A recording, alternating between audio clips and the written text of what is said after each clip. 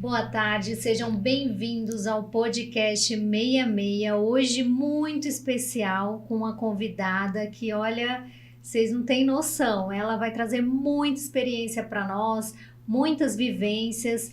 E Dana Vidal Costa, seja bem-vinda. Muito obrigada por participar aqui com vocês.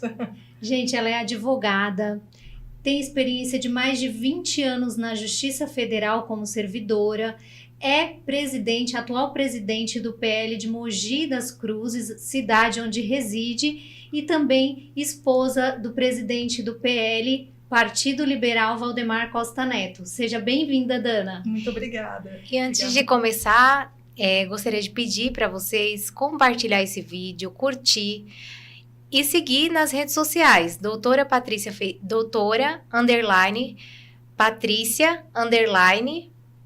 e Feitosa Advogados.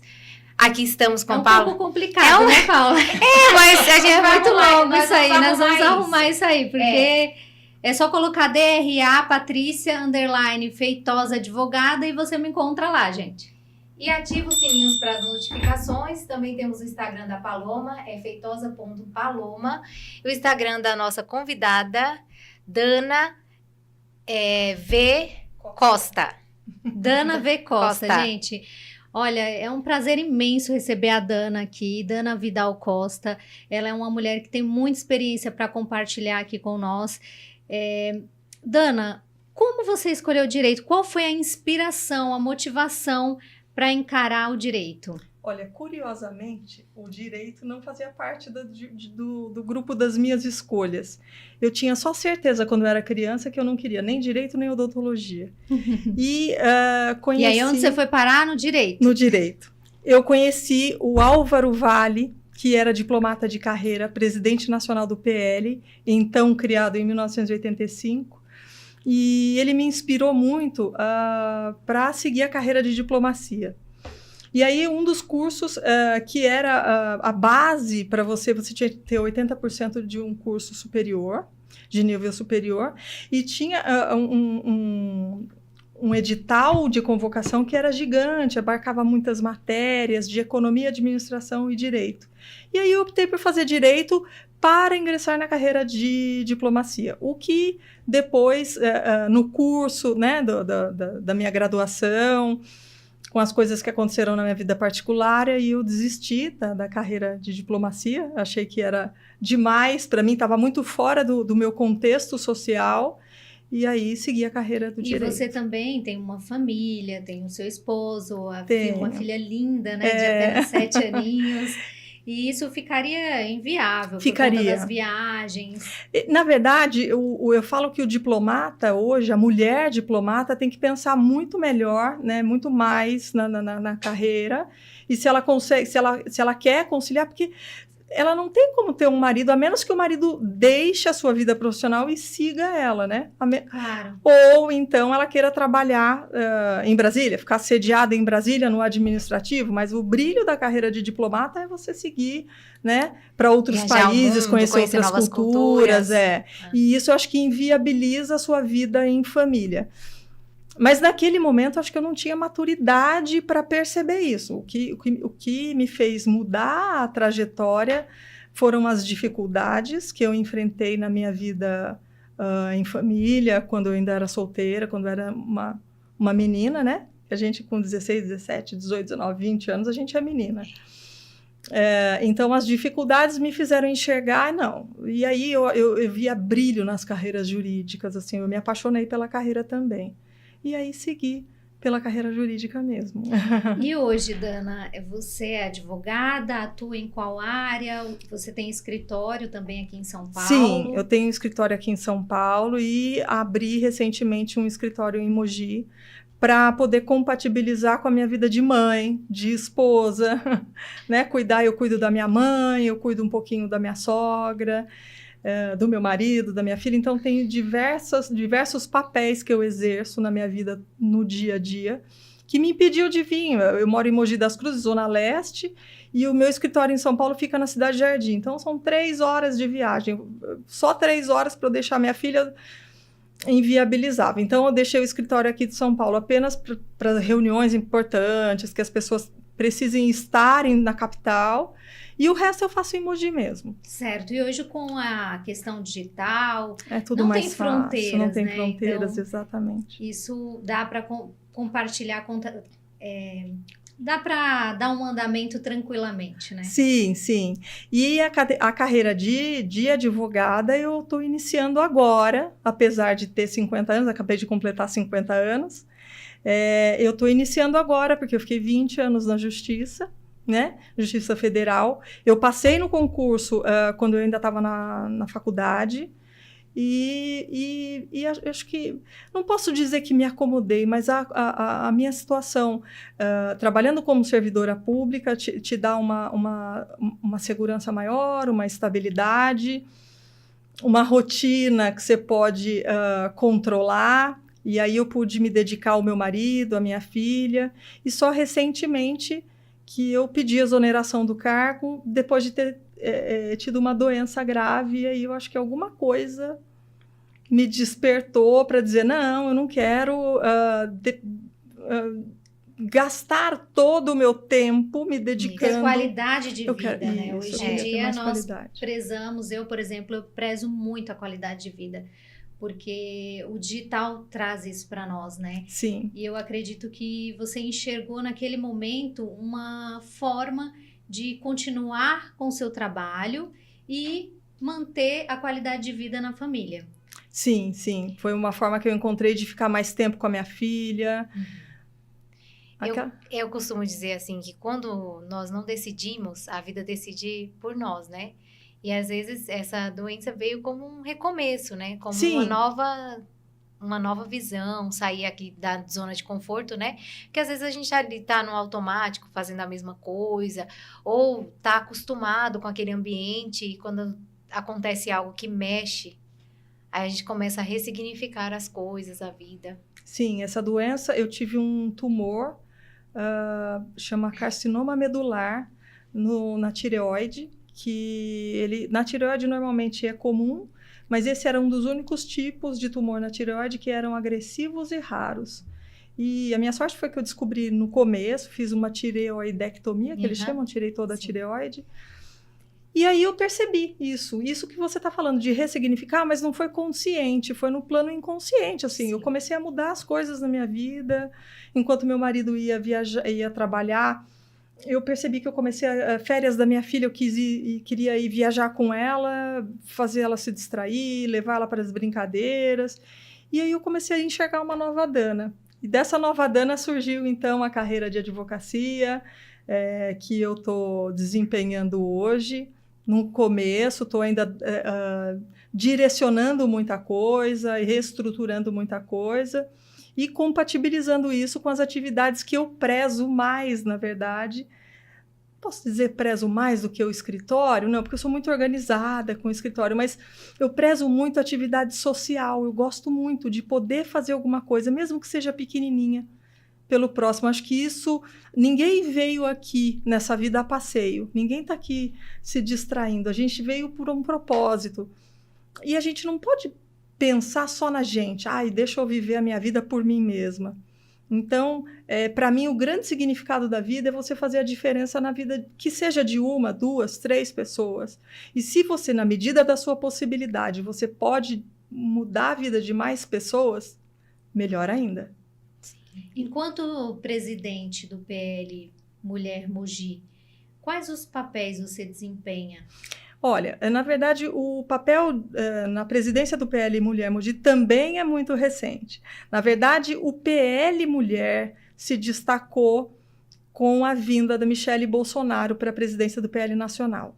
Ela trouxe para mim um grande significado para o PL Mulher. Ela trouxe substância, ela trouxe fundamento, porque ela trouxe muita gente boa. Com ela veio um grupo, uma legião de mulheres que fizeram diferenças em todas as regiões do país. E eu vi isso no dia que a Rosana Vale tomou posse na presidência do PL Mulher de São Paulo. Eu vi isso com mais clareza, porque ela trouxe muita gente para prestar seus depoimentos, mostrando o seu trabalho. E eu acho que ela deu voz para nós, mulheres, que já participavam do PL, mas que não tinham muita expressão dentro do PL Mulher. O PL Mulher ficava aquela coisa meio que só no discurso. E hoje não. Hoje o PL Mulher faz acontecer. Então, isso me motivou, sim, a tomar posse como presidente do PL de Mogi, né, que é a cidade do meu marido, é onde a gente brinca que o PL se destaca, é Mogi das Cruzes. E aí, sim, a gente está fazendo reunião com as outras mulheres que fazem diferença na nossa região, nos nossos bolsões de pobreza, porque não adianta eu querer fazer diferença no nacional, não, eu quero fazer diferença na minha cidade, né? Eu quero mostrar serviço lá.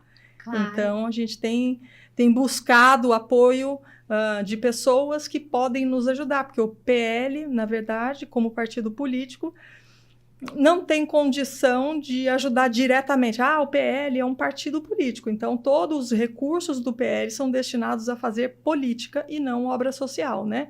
Mas a gente se vale aí das pessoas físicas, das pessoas de boa vontade, dos voluntários, dos empresários que porventura possam contribuir para fazer acontecer e fazer a diferença na vida das pessoas. Claro, então o papel que você desempenha hoje é justamente para esse trabalho crescer, porque você é uma mulher que tem muita experiência e pode agregar muito assim nesse trabalho. Então a vinda da Michelle Bolsonaro o PL cresceu expressivamente. Sim. Então você viu ali uma oportunidade de também contemplar a sua cidade, né? Porque é uma forma de você dar continuidade a esse trabalho. Acho que eu posso dizer que eu venho como um agente multiplicador daquilo que a Michelle faz em âmbito nacional. Aquilo que ela divulga, aquilo que ela promove, aquilo que ela faz despertar nas mulheres que é possível acontecer, eu acho que um pouco disso ela deixou para mim. Eu acho que um pouco disso eu me inspirei nela para dar início a esse trabalho lá. Eu acho que até perante o meu marido, que hoje é o grande porta-voz das mulheres, ele sempre foi o grande defensor, ele sempre disse que a mulher era muito melhor do que o homem em tudo aquilo que ela fazia. Mas eu acho que, ainda assim, foi só com a Michelle Bolsonaro, mostrando que isso de fato podia acontecer, que ele olhou para mim com outros olhos e me deu essa oportunidade. Parabéns, que você possa multiplicar todo esse trabalho para o Brasil todo. Não só para Mogi, né? Sim, eu acho que Mogi é a semente para mim, né? E aquilo que eu posso contribuir no âmbito nacional. Mas eu acho que todos nós mulheres aqui, temos aí a nossa cota de participação, podemos entrar e aproveitar esse gancho do PL Mulher que está tão em alta, né? A gente está tão com bastante força e vamos todos nos seus respectivos lugares fazendo acontecer. Sim. Né? Vocês estão convidadas. Com certeza. Claro. Com certeza. Já multiplicar forças, né? Sim. Impactar e transformar a vida das pessoas. Eu acho que a gente está aqui nessa vida para isso, né? E mudando um pouco de assunto, desde quando você é casada com o presidente do PL, Valdemar Costa Neto? Olha, a nossa história começa em 1990, quando eu tinha 16 anos e o conheci. Eu venho de uma família de origem humilde, sempre estudei em colégio particular, os meus pais sempre me deram muita ênfase no que eu acho que a educação é a base de tudo, e eles pensavam assim, graças a Deus. Mas eu queria ter padrão de vida que eu não podia ter. E aí fui trabalhar numa campanha, né, para fazer uma viagem de férias. E vi ele falando no palanque, eu achava ele lindo, Só enfatizando, você me disse que foi a primeira campanha, né, dele. Foi a primeira campanha dele, ele saiu do Porto de Santos, o pai dele foi prefeito 4 vezes na minha cidade, e ele já tinha trabalhado como ajudando na gestão do pai, mas quando ele ingressa na vida pública, ele solo, em 1991 ele toma posse como deputado federal. E foi a primeira campanha, foi a campanha que eu trabalhei e que eu vi, eu achava ele... Eu costumo dizer que ele é o príncipe encantado da minha vida, e eu consegui, assim, acho que Tenho a sorte de poder dizer, eu casei com meu príncipe encantado. Isso é difícil, é uma grande história de amor, né, Paulo? E depois, aí, claro, né, como toda história de príncipe encantado tem seus altos e baixos, a gente viveu aí durante 15, 16 anos, não oficial, sabe? Uma história muito complicada, com muita diferença social, com diferença de idade. Como se fosse um amor proibido para a sociedade naquela época. Como se fosse um amor proibido. Acho que ele enxergava muito mais isso do que eu. Sim. E aí, em 2005, a gente tá mais igual. A gente está falando que aí mais maduro, a gente está falando da Dana que já era funcionária pública, que já tinha uma situação estabilizada, uma mulher feita. E é interessante porque foi um dia que ele foi me visitar no fórum, em 2005, ele já tinha ido me visitar, eu trabalhava no tribunal, ele foi em 2004 me visitar no tribunal. E aí ele começou a me ver vestida como advogada, uma mulher feita, e aí ele conseguiu me enxergar com outros olhos. E aí, a partir de 2006, a nossa relação foi oficializada, e nos casamos em 2006, 2007. Muito forte a sua história de muitos desafios, obstáculos, mas você superou tudo isso e está aqui hoje e participou também da formação do Partido Liberal. Você pode detalhar aí para nós como foi participar da formação de um partido? Isso é muito rico em experiência. Sim, eu participei porque não participei da formação, né? 1985 foi a formação do partido com o Álvaro Valle como presidente nacional. O meu marido entrou em 1990 no partido, quando ele se candidatou a deputado federal. E ele caiu nas graças do Álvaro Valle, que era uma pessoa inigualável. Inclusive, caiu nas graças até do Ulisses Guimarães. Ele fala que o Ulisses Guimarães chamava ele para as reuniões e tal. E ele era novo, porque 41 anos, né? Perto desses ícones da política, é um cara novo no Congresso. E eu participei disso. Era um partido muito pequeno comparado ao que ele é hoje, o maior partido do país, né? Sim. Até o Eduardo Bolsonaro outro dia usou um termo que eu achei interessante, é o maior partido da América Latina. Eu falei, olha que chique, que bacana. Chique, né? Mas é aquela história, né? Do lado de um grande homem sempre há uma grande mulher, né? Nossa, isso eu não tenho dúvida. Muito obrigada. Eu acho que eu participei porque eu estive sempre lado a lado com ele. Eu, pelo menos, observando as situações, talvez ouvindo o que o Valdemar tinha a me dizer. Então, isso me deu uma experiência muito grande. Aliás, estar ao lado do meu marido hoje, eu falo, né, já falei para vocês que ele foi meu príncipe encantado, mas além disso, é muito enriquecedor. Assim, eu falo que ele tem outras pessoas, não só ele. Eu acho que essas pessoas, elas estão acima da média. Elas têm um feeling, um modo de enxergar a vida, de enxergar como comandar uma nação, um estado. O espírito de liderança. Que é inigualável. E com uma visão que eu falo, nossa, mas como você conseguiu perceber isso? Percepção, né? As percepções são diferentes. Eu estou muito aquém daquilo que ele é hoje. Mas tenho a sorte, tenho o privilégio de ouvir, de ver os bastidores desde sempre, né? E aí, voltando, o PL era pequeno, o Valdemar ficou na oposição, vocês não vão se lembrar, talvez se lembrem da história, mas do Fernando Henrique Cardoso, ele foi oposição durante 8 anos.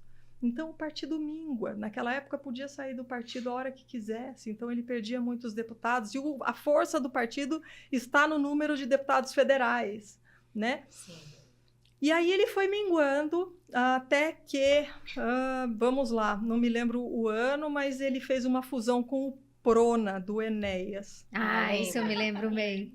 E eu tenho até uma história, Dana, com... Do Enéas? Eu lembro que eu assistia muito, eu era fã, porque ele batia na mesa e falava de mudança e tudo. Então, assim, eu acompanhei toda a história. Eu fazia isso na escola. todas as apresentações eu, sabe, copiava o Enéas. Você lembra que teve a Vani Sim, também, sim. né, ao lado dele e tudo. E eu achei bem legal. Foi aí que eu sempre me interessei por política, mas o Prona veio, assim, muito forte na minha vida. E o Enéas, as pessoas, né, olhavam assim e meio que, o Enéas falando daquele jeito. Ele tinha pouco tempo de televisão, mas ele era um cara excepcional. Sério, inteligentíssimo. Eu conheci também. E aí ele tinha uma doença muito grave. Então, quando eles conversaram, o Enéas sabia que ele tinha lá 6 meses de vida. Então, eles conversaram e o Valdemar, até hoje, tem pessoas no partido do PL, né, pessoas que o Boy se relaciona, que são remanescentes do grupo do Enéas, do doutor Enéas, sim, que o Boy preza... Desculpem, depois eu conto essa história. Que o Valdemar... você vai me contar essa história, porque Boy... Que o Valdemar preza muito, ele gosta a lealdade, né? Gratidão, lealdade, ele demonstra. Acho que cara, a palavra mais difícil de de você pôr em prática mesmo é lealdade. Lealdade.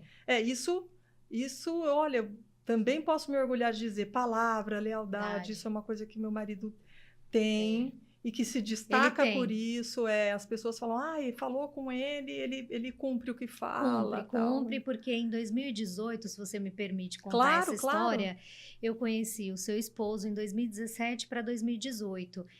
Um amigo em comum, ele me apresentou e ele falou assim, eu participei de uma campanha em 2016 e eu triste, né? Nossa, não fiz uma votação expressiva, não foi tão legal, sou mulher e tudo... E ele virou e falou assim, olha, eu vou te apresentar uma pessoa, eu acho que eu já até comentei com você essa história. Sim. E eu vou te apresentar uma pessoa que, assim, ela vai falar a verdade. Olha, você tem chance, você não tem chance, e eu tenho isso para te oferecer e eu não posso fazer mais nada. E ele falou, mas daqui 1 ano. Eu fiquei na expectativa, esperando, faltavam 5 dias, eu liguei para ele, e aí, quem é essa pessoa? Ele, calma, falta 5 dias, eu já sei que eu vou te ligar.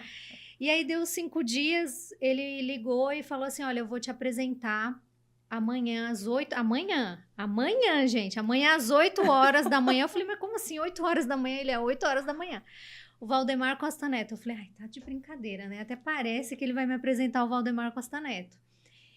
Verdade. Eu estava lá no endereço, República do Líbano. Provavelmente numa segunda-feira. Numa segunda-feira, esperando o Valdemar. E a hora que eu sentei na mesa, eu falei, ai meu Deus, que medo. O que eu vou fazer aqui? O que eu posso falar? Enfim. E ele me recebeu muito bem. Tudo que ele me prometeu, ele cumpriu. Até mais do que ele me prometeu, que seria o tempo de TV. E eu falei, nossa, ele é incrível. Porque nós, mulheres, enfrentamos essa dificuldade de negociação. Nossa imagem na política ainda é muito pequena, muito frágil.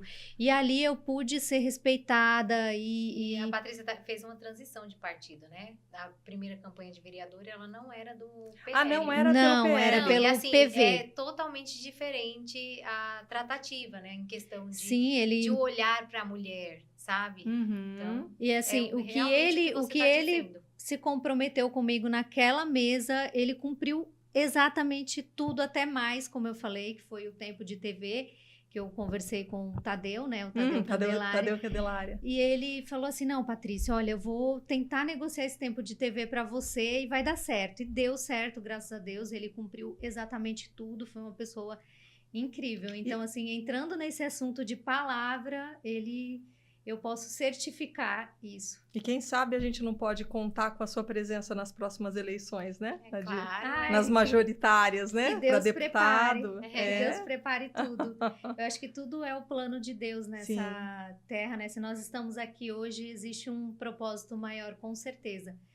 E é isso. Então, validando exatamente o que você fala, Dana, é muito certo que o seu marido, ele realmente tem palavra, ele cumpre o que fala. Isso eu posso até avalizar quem sou eu, mas posso sim dizer de fato, até comigo, assim, na nossa relação doméstica, pessoal.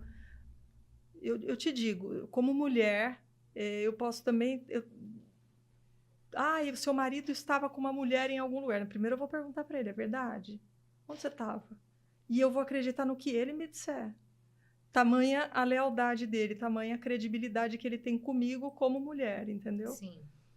Então, E é acho importante, que né? Porque é uma família. A É uma família é a família. base Sim. de todas as A coisas, família é a base. né? Então, o sucesso profissional, ele depende muito de como está a família, como você trata a sua esposa, qual é a tua relação com teus filhos. E me parece que, conhecendo melhor o Valdemar Costa Neto hoje, isso é exatamente na família, ele faz exatamente igual.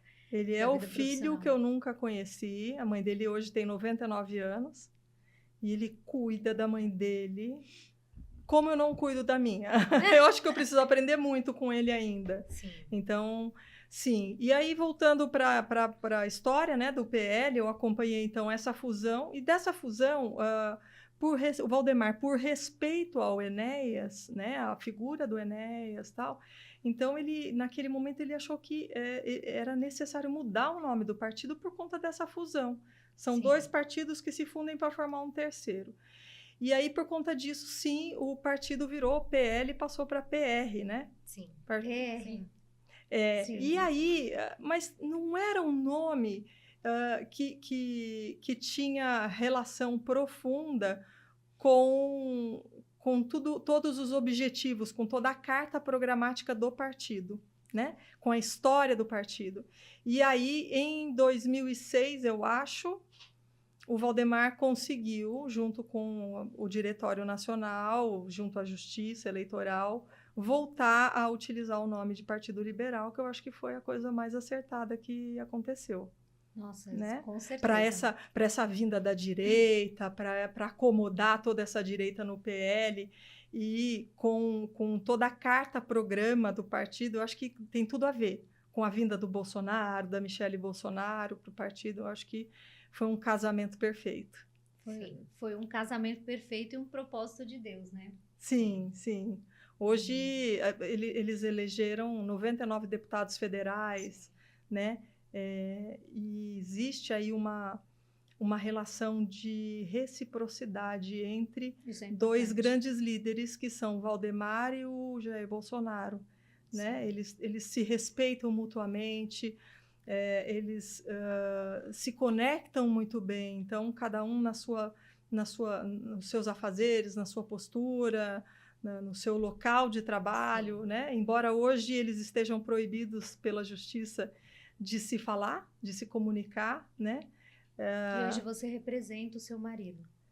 Não, na verdade, teve um evento em São Paulo que vinha a Michele Bolsonaro, e eu faço questão de, sempre que possível, que ela esteja, pelo menos no estado de São Paulo, eu possa homenageá-la, né? Porque eu acho ela uma grande líder. E naquele momento, sim, era um momento de filiação de pessoas que seriam candidatas, e de uma homenagem, ela receberia o título de cidadã paulistana no Teatro Municipal. E aí sim eu fui como representante do meu marido, porque ele não poderia estar lá. Mas tem muitos outros eventos. Hoje o Brasil está lotado de eventos. Nossa, mas PL. a vida do Valdemar, o povo tenta limitar, né? Limitar, sim. se Por casar, ele ser um limitar grande líder isso. E fazer história, né? O Valdemar é um ícone. É complicado isso, É. porque com tanta limitação, né, que impõe, nós nem sabemos o fundo de tudo isso, né? Porque vendo assim você fala, cara, mas tem coisa muito pior que acontece aqui no nosso país e não há essa limitação. Sim. Né? Olha, hoje a grande causa disso tudo está dentro de um contexto daquele inquérito dos atos antidemocráticos, né? E o Valdemar ficou muito preocupado com aquelas famílias na rua, acho que todos nós ficamos, né? Tinha muita gente na rua, dormindo, ficando nos acampamentos. E aí o Bolsonaro já tinha perdido as eleições presidenciais, Sim. né? O Lula em breve ia tomar posse. E o Valdemar estava realmente muito preocupado com aquelas famílias. E aí ele se pronunciou falando alguma coisa que acalentasse o coração daquelas pessoas. E foi essa fala que levou ele para dentro do inquérito do 8 de janeiro. E aí, mais recentemente, no Carnaval, nós fomos surpreendidos com uma busca e apreensão, né, em todos os endereços residenciais do Valdemar.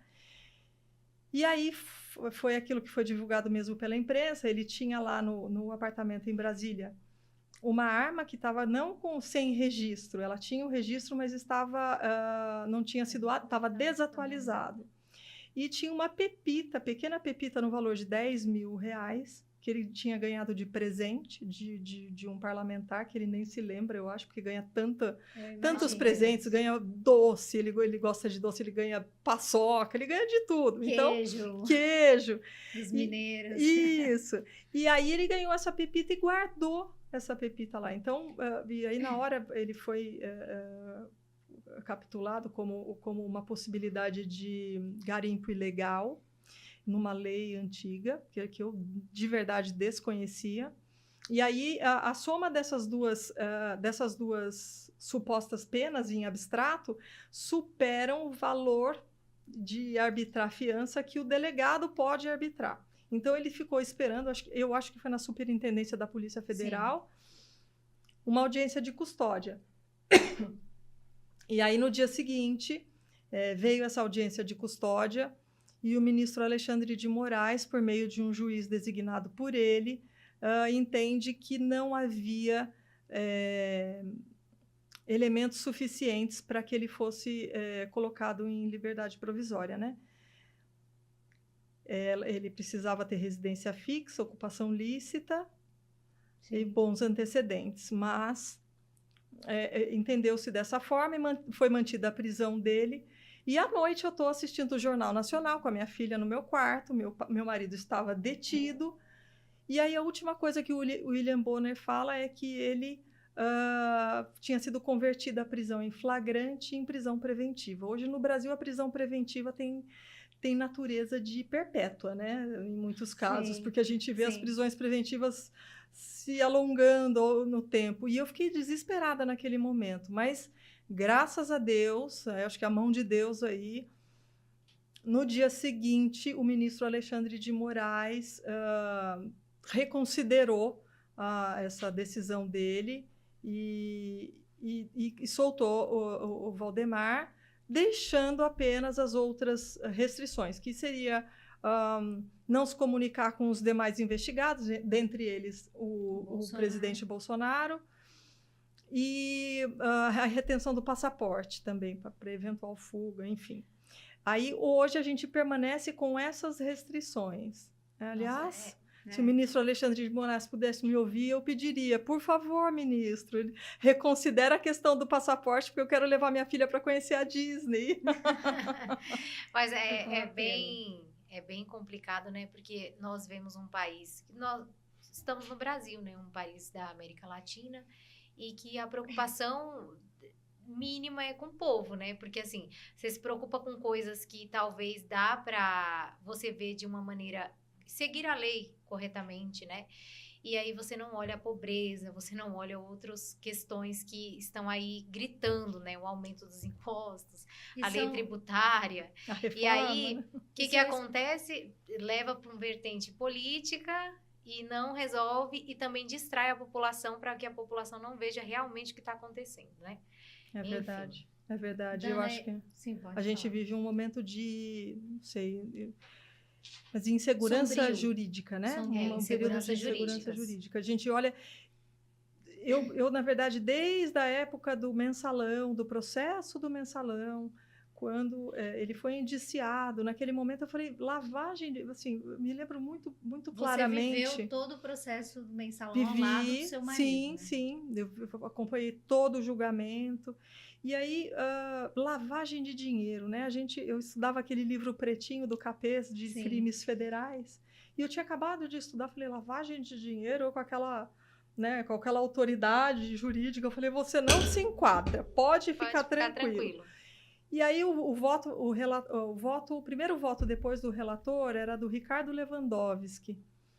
deu um defeito na televisão, a gente estava no quarto e ele foi ligar a televisão da sala e eu fiquei olhando a televisão para ver o voto do Ricardo Lewandowski. E aí ele começou, não, eu já voto pela condenação do Valdemar, por isso, por aquilo. Falei, lavagem de dinheiro? Mas aí eu já não entendi mais nada. Então, assim, houve ali naquele momento, né, de grande repercussão política, foi um julgamento extremamente político. Sim. E eles mudaram o entendimento sobre lavagem de dinheiro. E aí ele foi condenado por lavagem de dinheiro. É isso que estranha, sabe? Nós ficamos assim, reféns, né? Todos os grandes líderes de entender a lei, né? Porque você olha para a lei, aí olha para as decisões do Congresso. Aí você fala, cara, mas a lei não é isso?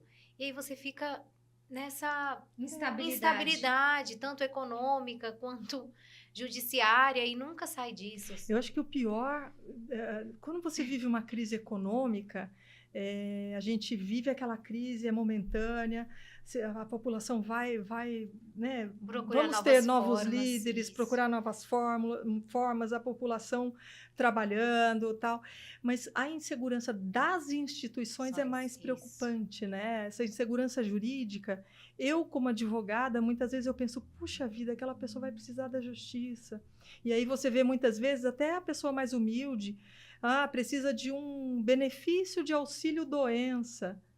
Quanto tempo ela vai levar? E quantos obstáculos para ela? Claro que tem aquelas pessoas que vão lá buscar o benefício porque, na verdade, estão desempregadas. Existe aí uma deturpação do Instituto e não é disso que a gente está falando. A gente está falando daquela pessoa que trabalha, que contribui e que na hora que mais precisa, porque sofreu um acidente, porque está com uma doença grave, fica meses, anos sem receber nada. Vive como?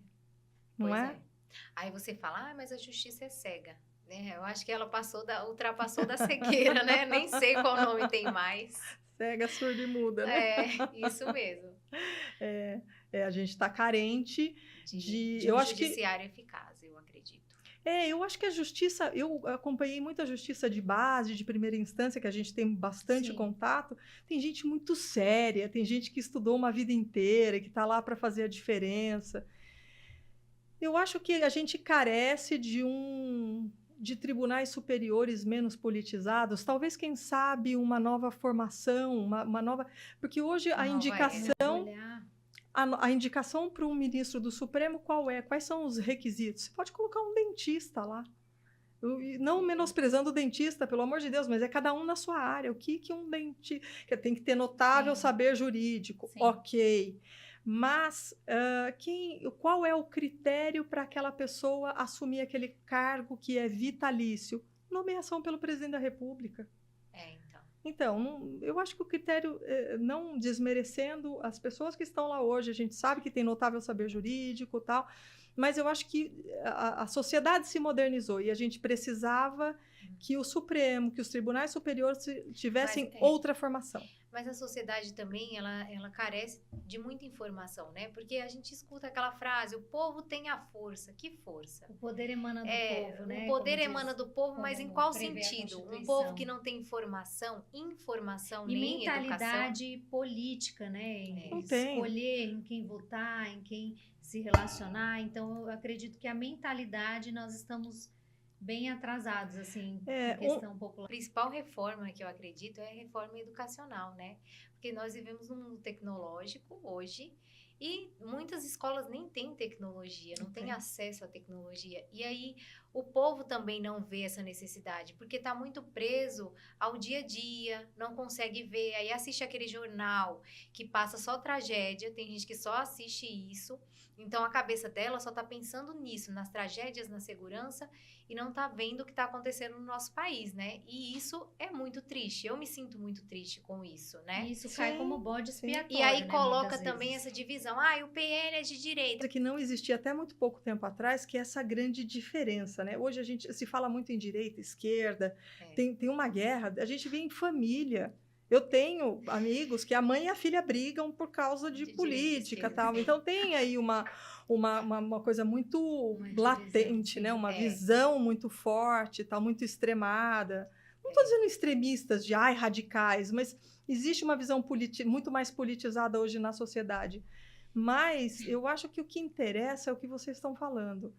Não é rotular o partido, as pessoas, no geral, votam na pessoa e não no partido. Sim. Né? Hoje, existe aí essa diferença. Hoje, sim, veio à tona essa questão de ser de direita, de ser de esquerda, né? Mas por muitos anos o Brasil viveu isso. Eu não sei nem qual foi o partido, quem foi o dirigente, o gestor que estava no poder quando isso aconteceu, mas o maior crime que eu acho, particularmente, que acaba com a educação no país. E eu vejo que, no momento, a gente não tem outra alternativa, é a progressão automática. Sim. Isso. Por quê? Analfabeto funcional. Aumentou. Isso. O cara sabe ler, mas ele não entende o que ele está lendo. Sim, e qual é a motivação que ele tem para estudar? Porque você não tem maturidade, você é uma criança. Você vai fazer uma prova porque você precisa passar de ano. Ele não precisa passar de ano, ele não precisa fazer a prova se ele não quiser. Então, a progressão automática, ela veio para viabilizar o contingente, a demanda de salas de aula, né? Então, a população cresceu muito, especialmente a mais carente, e aí, à medida que você precisa colocar dentro da sala de aula as crianças de 4 anos, não é isso? Que é obrigatório o ensino a partir dos 4 anos. Se você tem uma demanda, digamos, reprimida daqueles repetentes, você não consegue colocar o resto das crianças na sala de aula. Então, é necessário hoje, vai nesse sistema, porque não tem como reprovar. Então, mas aí é um absurdo. Tem uma palavrinha mágica que não é feita, né? Tem verba para isso, tem instituição que faz isso, que é planejamento familiar. Cadê essas UBSs que recebem para isso, né? Como que está sendo feito esse planejamento familiar dentro dessas comunidades carentes, dentro dos mais carentes?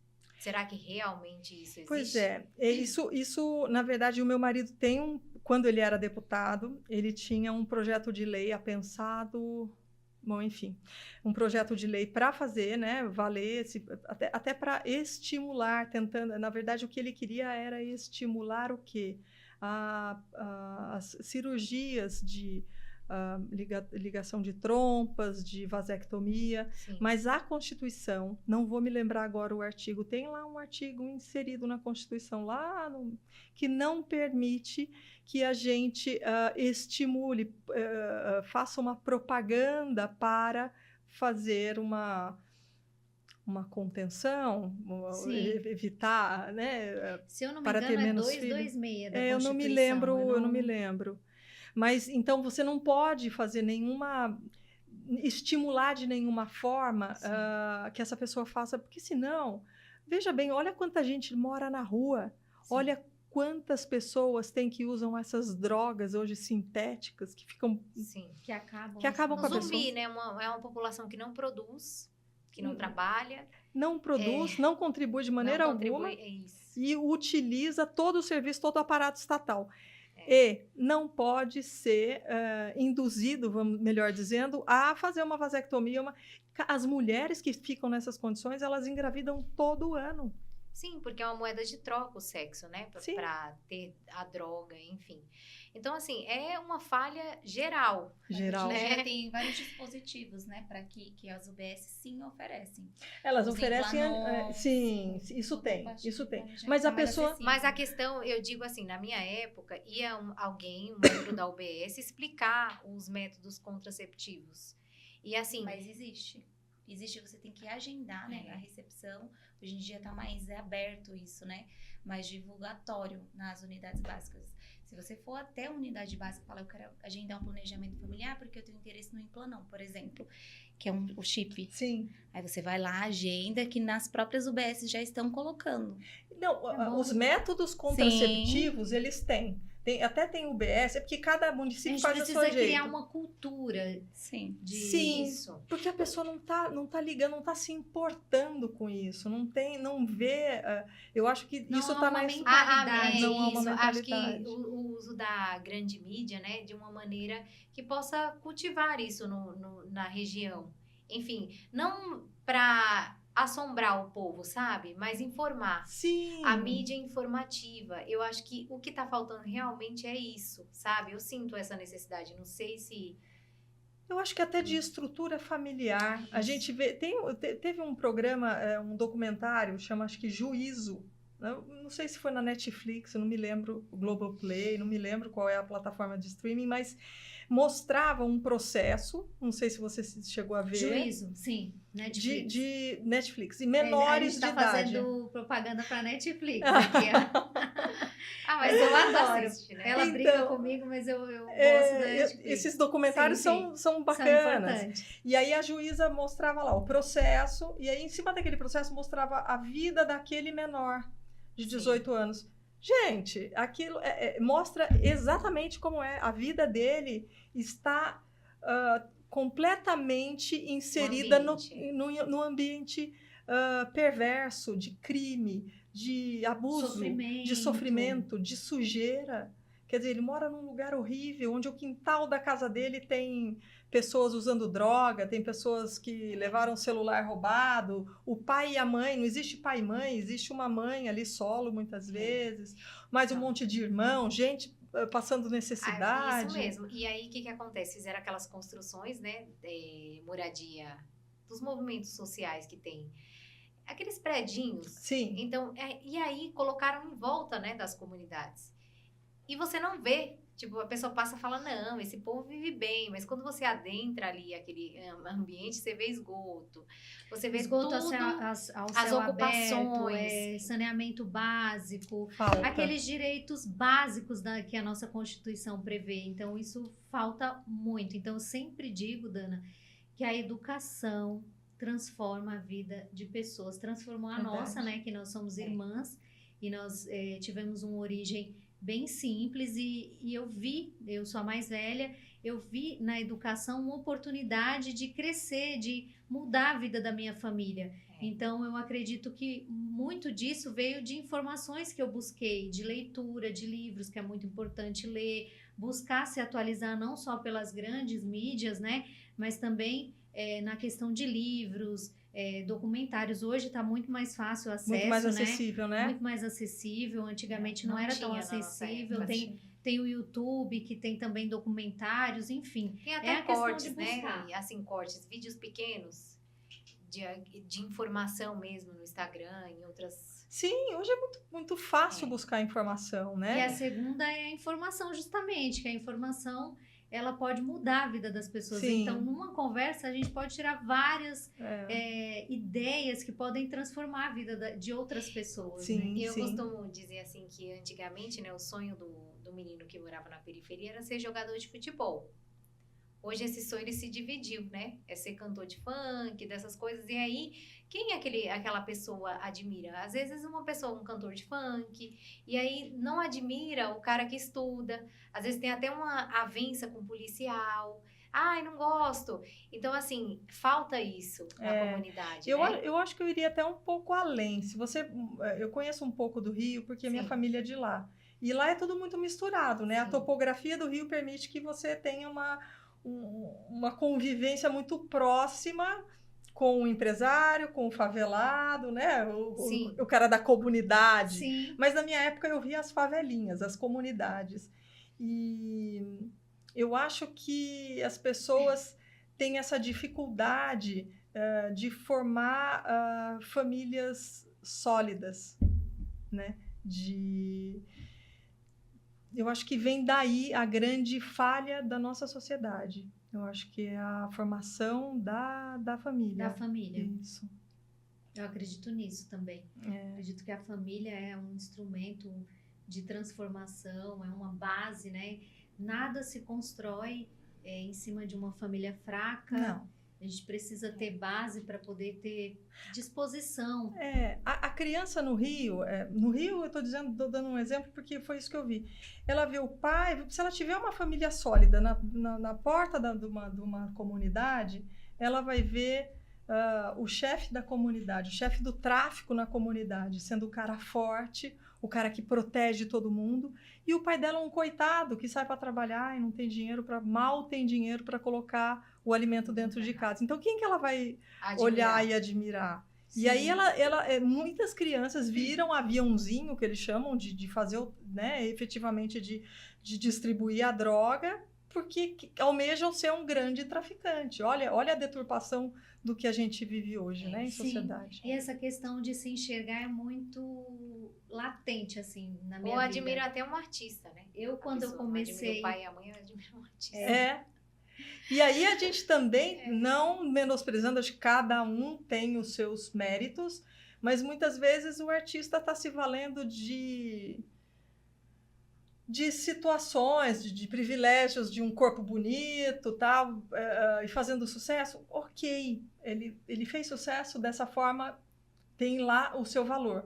Mas a criança tinha que valorizar, sim, o livro, o professor da universidade, respeitar o pesquisador, mais os professores, respeitar o professor. ter o professor como referência, né? Recentemente eu fui à Espanha e fiz um curso a convite do Ministério Público de São Paulo, em Santiago de Compostela, na Universidade de Santiago de Compostela.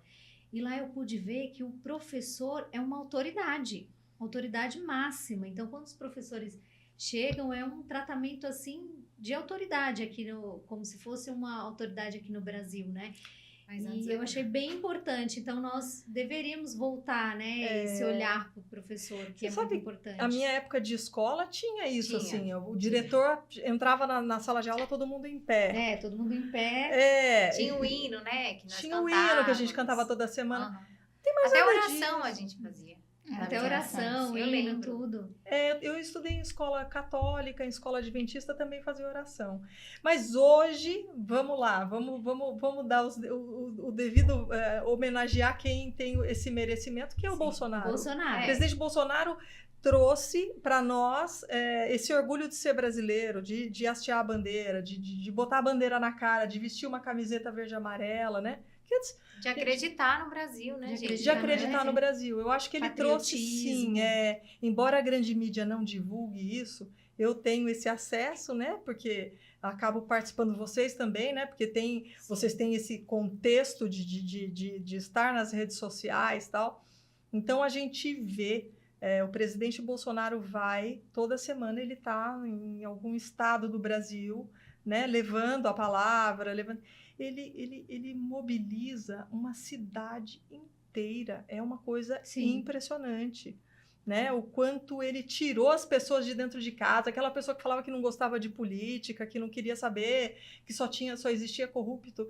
Hoje não, o cara vai na rua, ele vai defender as posições políticas dele. Então, acho que a gente vive sim um momento de estagnação cultural, de educação, mas com grandes possibilidades de alcançar uma nova era, né? E para isso a gente está trabalhando hoje no PL para eleger o maior número de candidatos. Sim. E quem sabe nas eleições majoritárias fazer aí um grande número de senadores, de deputados federais e estaduais. Sim. E, se Deus quiser, o nosso novo presidente. E de mulheres também, né, Dana? Porque a mulher, ela precisa estar mais engajada com a política. Você acredita que política é coisa de mulher? Vamos lá. Vamos voltar.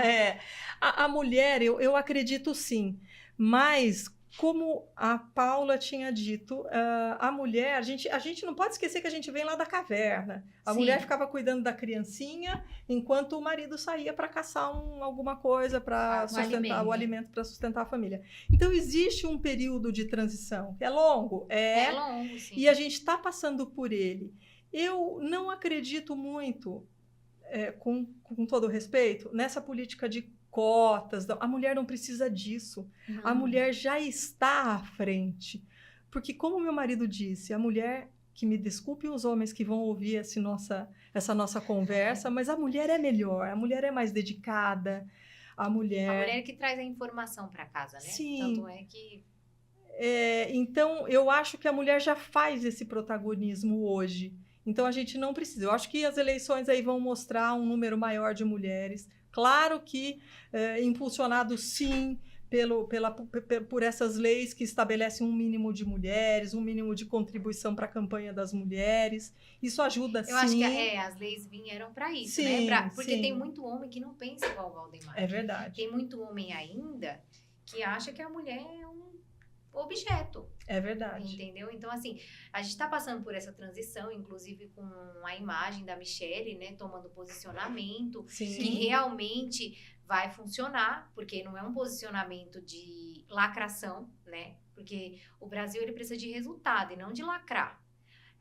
O resultado é com isso, né? A gente tem formação de famílias atípicas e tá tudo bem, né? É uma Sim. diversidade o nosso país. Sim. E a questão é isso, é olhar para a família, ela sendo atípica ou não, mas como a base de todas as outras coisas, né? Então, eu acredito nisso. A criança que nasceu, a criança que está crescendo naquele ambiente familiar, seja ele qual for, Sim, ela precisa sentir acolhimento, pertencimento. segurança, sim, para que ela possa ser um indivíduo com capacidade, com segurança, um indivíduo seguro, com autonomia, reconhecendo a sua individualidade, né? Sim. E voltando para a Dana. Sim. Dana, você tem experiência de 20 anos como servidora da Justiça Federal. Tenho. E o que você pode deixar para nós, assim, como experiência? Olha, Porque hoje eu, por exemplo, quando eu comecei a dirigir, sim, eu me espelhei em uma mulher. Eu falei, bom, eu só vejo homens dirigindo. E quando eu olhava assim para um homem dirigindo, eu falei, não vou conseguir. Não vou conseguir, eu vou desistir, porque isso é muito difícil, pegar rodovia, Dutra, Rodoanel, não vou conseguir. E aí eu comecei a observar, né? Eu tenho uma amiga que eu entrei no trabalho, em determinado trabalho, e ela falou assim, não, você consegue, vamos lá, pegar essa rodovia sozinha. E eu falei, eu consigo? E ela me capacitou, ela me empoderou, né? Falou, não, você vai conseguir. Eu via também a minha cunhada dirigindo, né? E eu me espelhei. E você, com toda essa experiência como servidora, o que você pode dizer assim para as mulheres que têm esse sonho? olha, na verdade, assim, eu vou abranger um pouquinho mais. Quando eu estava na faculdade, isso que você está falando de dirigir, ver que só os outros têm capacidade, parece que nós não. Sim. Essa sensação eu tive também quando eu ainda estava na faculdade e eu via as pessoas se encaminhando. Então, muitos que estavam ao meu redor iam prestando concursos e pulando de um concurso para outro, melhorando a sua condição profissional. E existia um jogo de egos muito grande. Então, eu sempre me considerei aquela pessoa que estudou muito para entrar naquela faculdade e que tinha um potencial menor do que os demais. Eu vinha de uma família humilde, eu brincava que eu era a única pobrezinha que estava lá, porque a USP hoje, posso dizer que até hoje, ela acolhe quem tem condição de pagar boas escolas para entrar, Sim. né? E quando eu entrei lá, eu vi um universo, assim, né, de pessoas com bastante condição, poder aquisitivo muito bom, que falavam inglês fluente. A minha sala, todos, muito, não posso dizer todos, mas a maioria falava inglês fluente, estava estudando alemão, falava francês, e eu estava lá no meu inglesinho. Então, eu me julgava uma pessoa do ponto de vista de conhecimento abaixo, inferiorizada perante os demais. E aí uma amiga que tinha acabado de prestar um concurso e passado, ela falou, Dana, é simples, olha, estuda isso aqui. Então, ela me trouxe, ela falou, eu falei, mas eu não sei, na época eu não sabia, eu não tinha capacidade para digitar com todos os dedos, tal, e tinha uma prova de digitação. Ela falou, olha aqui, me mostrou onde eu comprava um CDzinho para fazer o curso. E aí eu fui e passei nos concursos que eu prestei. E aí, lá dentro, o que eu posso dizer? Trabalhei no tribunal, né, no Tribunal Regional Federal. A gente tem uma estrutura federal na Justiça Federal. A estrutura que a União proporciona para a gente é de primeiro mundo. Eu sei que no Estado não é, embora eu nunca tenha participado da Justiça Estadual, nunca tenha trabalhado lá. Eu vejo como advogada que a estrutura deles é bem menos significativa do que a da Justiça Federal, com servidores muito mais capacitados, mais modernizados, melhor dizendo, que estudaram e estão entrando agora. Na Justiça Estadual a gente tem gente muito mais antiga, que já vem de muitos anos. E a Justiça Federal, quando eu entrei em 2002, ela estava entrando no interior do Brasil, porque ela era grande nas capitais, ela era das capitais, né? E aí ela começou esse processo de interiorização da justiça, que foi um grande avanço, porque a Justiça Federal tem competência para julgar os processos de benefícios previdenciários, que auxiliam uma grande parte da nossa população, né? E aí eu participei desse processo de interiorização com os juizados, que dava acesso às pessoas mais humildes. Então, eu acho que a Justiça Federal, especialmente, que é onde eu posso falar, ela deu condição à população de ver a justiça sendo feita de verdade. Com profissionais, eu trabalhei com juízes federais de muito potencial, pessoas que tentavam fazer a diferença, pelo menos ali no âmbito da sua jurisdição. Né? E saí de lá porque daí eu falei, não, agora eu já dei a minha contribuição para a sociedade dessa forma e agora eu espero poder contribuir de outras formas. Agora você tem grandes projetos, né? Tenho. Tem seu escritório e está à frente aí do PL Mulher Mogi. Sim. Né? Então nós estamos caminhando aqui para o final. Sim. E eu gostaria de te perguntar o seguinte, qual o seu maior ideal hoje? Meu maior ideal hoje é estar ao lado do meu marido, nos projetos que nós juntos estamos formulando, fazer frente para que ele possa, junto com o presidente Jair Bolsonaro, junto com a Michelle Bolsonaro, eleger o maior número de candidatos, para a gente sair forte dessa eleição e poder, fortalecido, entrar numa eleição presidencial. Acho que esse é o maior objetivo do meu marido, tem que ser o meu, porque os projetos sociais que eu almejo, eles dependem desse avanço, desse crescimento do partido, para que a gente possa cada vez mais contribuir, fazer um plano com o empresariado, com a população, e ter força e ter penetração na sociedade para levar informação e para poder fazer a diferença na vida das pessoas. Dana, qual a sua maior conquista hoje, que você olha para trás e fala, nossa, isso valeu a pena? Você vai me fazer chorar, minha filha, com certeza, minha filha. Meu maior tesouro é minha filha. Eu acho que não existe um amor maior do que amor de mãe. Eu acho que o Chico Xavier dizia isso, né? Que uma oração de mãe, ela atropela, ela abre as portas do céu. É uma intercessão de uma mãe falando com o coração pelo filho. É um amor que se compara àquele amor que Jesus pregava, amai aos outros como a ti mesmo. Eu vou para um tiroteio, se me disserem que eu vou salvar minha filha, que eu preciso passar no meio de um tiroteio, eu vou feliz da vida, sem pensar no que possa acontecer. Então, essa é a maior prova de amor por outra pessoa que não seja você mesma, né? Eu acho que talvez eu tenha uma capacidade muito restrita de amar, não sei, mas eu acho que é verdadeiro. Eu acho que a maioria das pessoas não tem capacidade ainda, né, de amar o outro como a si mesmo. E eu acho que essa vivência a gente experimenta quando a gente se torna mãe. Muito bom. Eu acredito que Deus já pensou nisso, né? Ele já pensou nisso, mãe, porque a pai, Dana precisa seguir, ela tem grandes projetos aí. É verdade, é verdade. E aí, então vamos dar um presentinho para ela, vamos dar um presentão para ela. Mas e também eu acredito que Deus ele pensou isso na inspiração. sociedade num todo, né? Porque imagina, se as pessoas não têm essa capacidade, quando elas têm um filho, elas começam a ver diferente, assim. Eu não sei, que eu ainda não sou mãe, mas eu vejo a mudança, sabe? Nas mulheres, né? Na minha irmã, na Patrícia, na Paloma, enfim. A Paloma é minha irmã, ela tem uma filha, a Júlia, minha sobrinha. Eu que tenho tem a quase Sofia. a idade da minha, né? 2 anos de diferença. Sim, eu tenho a Sofia, que é meu maior presente. Deus mandou esse presente assim também para eu sentir força para lutar, para engajar e para seguir, né, um propósito. Eu acho que é isso, porque ele poderia fazer a criação assim, não, vou criar cada um individual e pronto, vamos ver no que vai dar.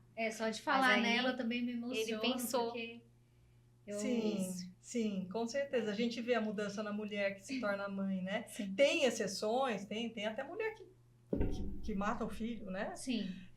Mas isso são casos... São minorias. Né? Isso Minoria, então, né? Isso aí é uma... É como que fala, quando foge. cria algo. Você cria algo e aí tem coisa que não vai de Que não acordo dá com o que certo, você né? cria. Então vai fazer o quê, né? Mas a minha filha eu esperei não. Na verdade, eu esperei uma vida inteira. Eu brigava com meu marido porque eu queria. E ele tinha 3 filhos, ele não queria ter mais filho, né? E eu queria muito ter minha filha. Então foi motivo de muita. São 3 homens. São 3 homens. Um tem 40, mais ou menos, 45, 43 e 41 anos, escadinho. Então E vem aí uma menina. menina Uma agora de 7 anos, então, assim, mas foi motivo de muita luta para mim, como mulher, né? Convencê-lo. E acho que foi a maior prova de amor que ele podia me dar. Foi me dar essa filha. Ele já era vasectomizado e a gente teve que se submeter a muitos procedimentos, né? Ao total foram 11 tentativas de fertilização. Ela é a 11ª tentativa que deu certo. Durante 3 anos, né? E assim, quando eu falo que quando eu era menina eu não acreditava que ele me amava, hoje eu olho para trás e falo a maior prova de amor que ele podia me dar foi Passar por tanto envolver, procedimento, passar né? por esses procedimentos. Nossa, que prova de amor. Sim, para ter uma filha. Porque hoje eu olho, é uma E responsabilidade. ele é apaixonado. Ele é apaixonado pela filha. É. E a Eu filha imagino. apaixonada por ele também. É que menina é imagino. muito pai, né? Eu tiro pela minha filha. Ela é muito apaixonada pelo pai. Eu falo, gente, e eu aqui? Não é à toa que ela nasceu a cara do pai também. A minha também. É a cara do pai. A sua é a cara do pai. Eles falam que eu emprestei Não. sua barriga. A minha foi ao contrário. É ao Ela nasceu a contrário. minha cara, sabe? A sua que nasceu a cara do Valdemar. Entendi. A Não, minha sou eu. É a cara da É a cara Patrícia. da É. Patrícia. Olha É, que Patrícia legal. Mirim. E o jeito do Túlio. Então, A personalidade. Sim. eu não participei em nada, eu só emprestei minha barriga, porque ela Gente, a minha é a parece. cara do É a cara pai do pai, sim. e o gênio também. Sério? Aham, ela tem um espírito de liderança. Um dia eu vi, Ah, então nós já temos uma líder, menina. eu cheguei na cozinha, ela tava a cozinheira, a babá, e ela tava no cadeirão de chupeta e fralda, e ela tava dando ordem pra todo mundo. Eu falei, ô monstrinho! Isso não! Isso não. Mas ela tem o gênio do pai, tem a cara do pai. Eu falo que eu só contribuí com a barriga, mas tá bom, porque só de ver aquilo que eu que fiz. Eu que fiz a minha filhinha, e ela, graças a Deus, é uma menina do bem. Se Deus quiser, quem sabe a gente não tem aí futuramente crianças no PLJ, né? Sim, sim. Não é? O PLJ Sim. está aí crescendo também. Tem o Nicolas à frente do PLJ, tem outras grandes lideranças, a Zoe. E aí, daqui a pouco, os nossos filhos estão lá também. Com certeza. Fazer a é isso que eu diferença. quero. Não precisa ser político, né?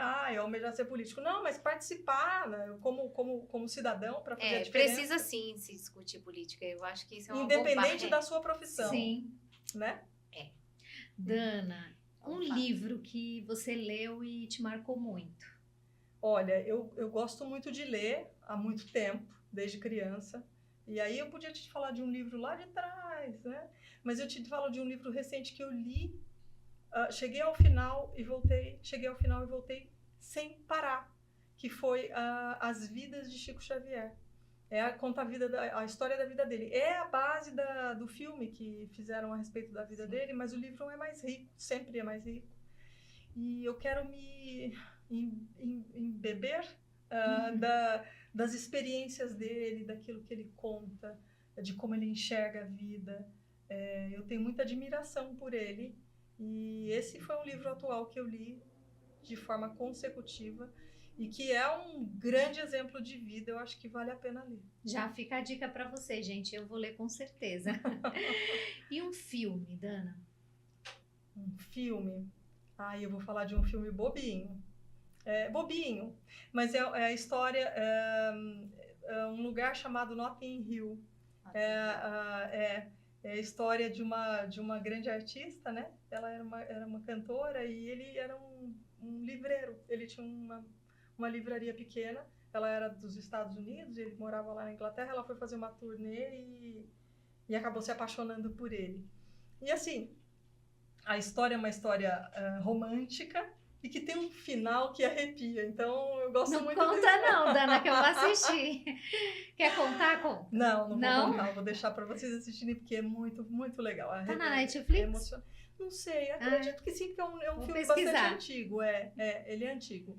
Vou pesquisar, viu? E uma mulher que você admira? Margaret Thatcher. Sim, admiro, porque se a gente for agora comparar com tudo aquilo que a gente está vivenciando hoje, ela foi ela protagonista de tudo isso, né? Ela foi uma mulher, se chamava Dama de Ferro, né? Tem também o filme dela. Não vou falar Netflix, que vocês vão me matar, né? Daqui a pouco vão pensar que eu tô levando um jabá da Netflix. Não sei onde é que tá esse filme da vida dela, mas ela foi uma grande mulher, né? Ela liderou Sim.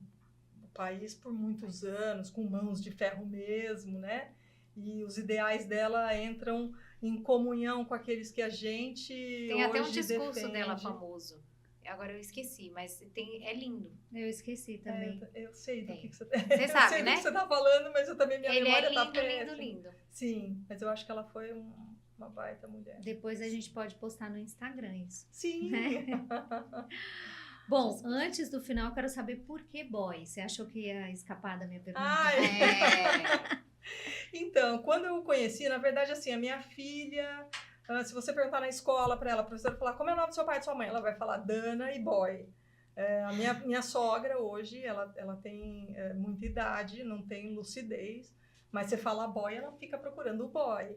Então, na minha cidade, quando existia aquela campanha de pintar muro, era tudo boy. Sim. Eu lembro até do número 22, 29, na primeira campanha. O pai dele, eu acho que tem um filme Tarzan, Sim. que tinha um boy, e aí ele era o filho mais novo e tinha 2 irmãs mais velhas. Eu acho que o pai dele devia ser louco para ter um filho homem, eu imagino, porque ele tinha loucura pelo boy. E ele que colocou esse nome. E aí acabou que o boy, que o pai apelidou, que era conhecido na família, disseminou esse apelido por toda a cidade. E depois ele era mesmo meio assim, né? Boy, porque ele trabalhou, ganhou o dinheiro dele, curtia a vida, que eu tenho raiva só de lembrar. E aí as pessoas acham que é boy de playboy, mas não é de playboy, Não é é de boy playboy. porque era o menininho da casa. E eu não consigo chamar ele de outro nome. Eu vejo em Brasília o pessoal, Valdemar, né? Sim. É difícil ter uma pessoa que chama ele de boy. E eu fico, boy. E a Michelle um dia falou pra mim, Dana, você não pode, parece que é meu boy, assim, não pode. Chama ele de Valdemar, mas eu não consigo, é boy. É boy. E Não às tem vezes, jeito. assim, mesmo num ambiente que as pessoas não conhecem ele como boy, conhecem ele como Valdemar, que é o caso aqui, né? Mas eu escapo e o boy sai. É uma O intimidade. boy Tá sai. até no celular, né? Boy. Boy. Verdade. Bom, nós já chegamos no fim, infelizmente, porque essa entrevista foi muito marcante para mim, né? Paloma, nós te agradecemos imensamente Imagina. pela sua disponibilidade, por Eu que você tenho que estar agradecer a aqui. oportunidade de estar aqui. E foi muito rica a nossa tarde, com muito conhecimento e muito obrigada. Nós temos um presente para você. Ah, muito obrigada. Muito presente. obrigada. Obrigada a todas vocês. Muito obrigada. Obrigada pela oportunidade de poder falar um pouquinho de mim. É a primeira vez que eu estou falando em público, trazendo um pouquinho da minha Foi muito história. E eu quero muito agradecer mesmo pela oportunidade de estar aqui. Nós teremos muitas outras oportunidades, Dana. Espero que você goste. Ah, mentira! Que Sim. linda! Muito obrigada mesmo. Nossa, linda, muito obrigada. Linda. Adorei o presente. E essa mensagem bíblica tem tudo a ver com a sua história. Você adivinhou, né? Coragem. Obrigada. Forte e corajosa. Ah, muito obrigada. Eu espero contar com vocês no PL Mulher. Vamos Sim, juntas. vamos Muito juntas. obrigada. Vai mesmo. montar um pouco gelado. Obrigada a todos. Obrigada a todos. Fiquem com Deus e até o próximo. Obrigada.